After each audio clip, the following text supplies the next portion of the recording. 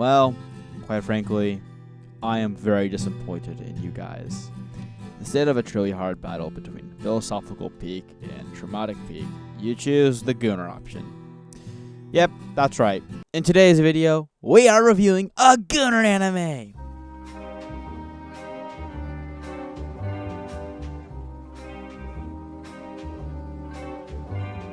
Keep in mind, by no means am I calling Nukitashi another ordinary Gooner anime, as the anime has a lot more to offer than just that one factor. Something before I dive deeper that you should know is that Nukitashi's actions are enabled from a previous anime I have reviewed called Gushing Over Magic Girls, and how it was televised.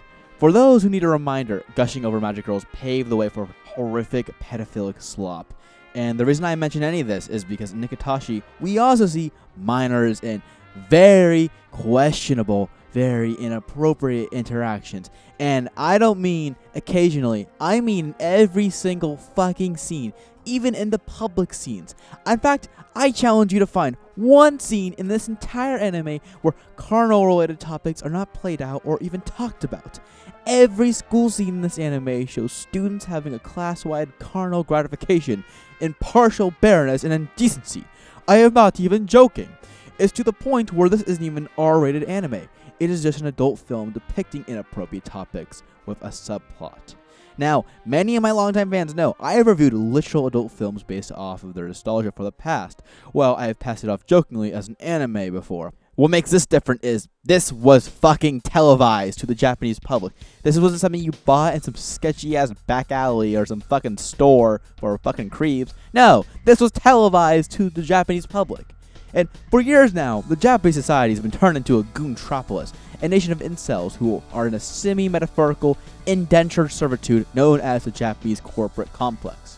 While Japan is seen by many outsiders as this peaceful utopia with a fucking sci-fi touch, the reality of it is that Japan is struggling as a society with increasing social and economic struggles, killing its birth rates and historic beauty. Many are quick to blame factors such as socioeconomics and how everything costs so much, but that is not the main factor.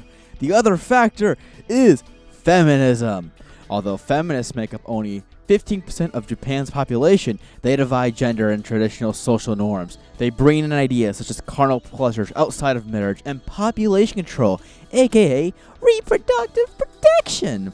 Feminism has the touch of cultural and societal devastation.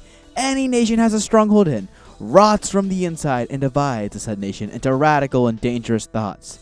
But you might ask, but why is feminism responsible for women's right to vote and get a job? Well, yes, that is true. Feminism has technically advanced the rights of young women. It is important to look past the positives of any radical ideology which wishes to change the status quo. Hilariously enough, to the disarray of the average supporter of this radical ideology, feminism in practice is almost like a corporation's dream.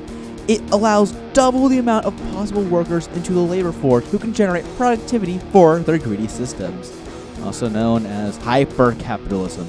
Although technically not pure Marxist feminism, the core value of women being independent from their husbands and living their own way is still enacted. It is because of the feminist value of being completely independent from men that the decline of Japanese birth rates have been accelerating at an alarming rate. And as much as it is the feminist fall for first world countries across the globe dropping like flies, we also must notice the bigger picture. Feminism is not the main ideology at play here. Instead, we see a rather mainstream one known as neoliberalism. Neoliberalism and corporatism are known for their socially left but economically capitalist views. They are the old world order who wishes to contain the influence that they have controlled for about 3, 4, 5 decades. And honestly, people are sick of it. Neoliberalism is most prominent in countries such as America, France, UK, Japan, all the nations in the world. But do you know what? Its impact and influence is spread across the globe and has sold out the people for their corporate and capitalistic agenda. Japan was once a moderately industrialized nation before the 80s, but after the 80s took hold, Japan became a booming new hyper-consumerist society, which fundamentally changed everything. Japan became the export hub for automobiles, televisions, consumer electronics, and many other forms of technology such as Nintendo and Sega. The life of the cities became more fast-paced, and everyone became a white-collar slave. They all started to work in Tokyo, had no pay, little riz, and they just lived fucking terrible lives.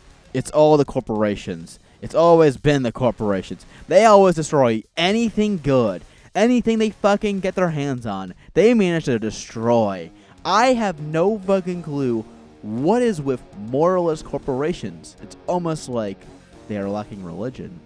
But anyways, Nukitashi truly is unlike any other Gunner anime. From the first minute of this cheesy adult animation like lore screen, I knew I was in for a ride. Despite the cornball tropes and Gunnerism used throughout the anime series, the anime could not be further from just lust and degeneracy.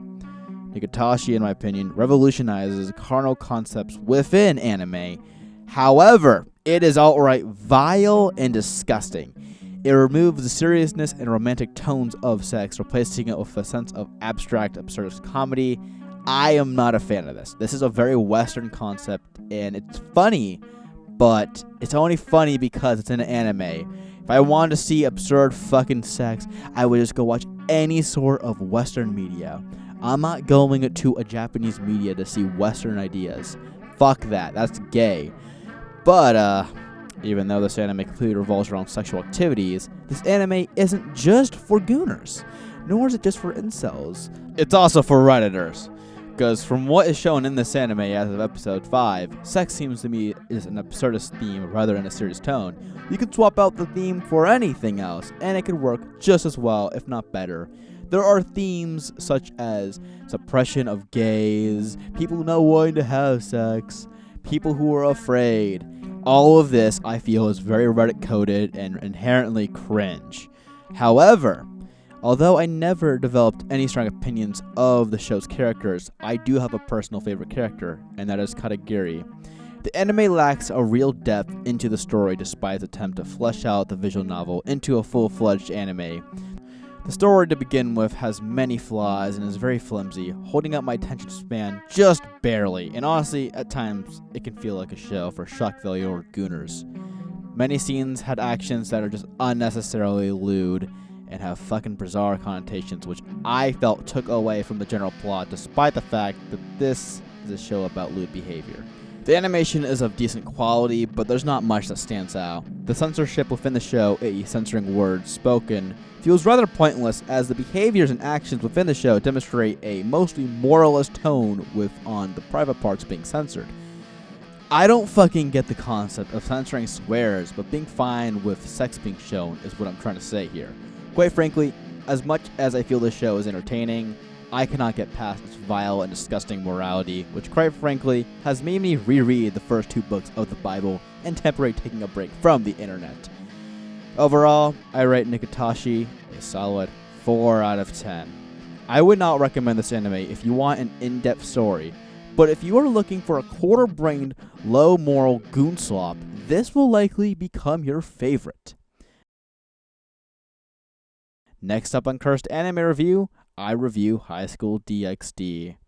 Yay! More fucking goon slop!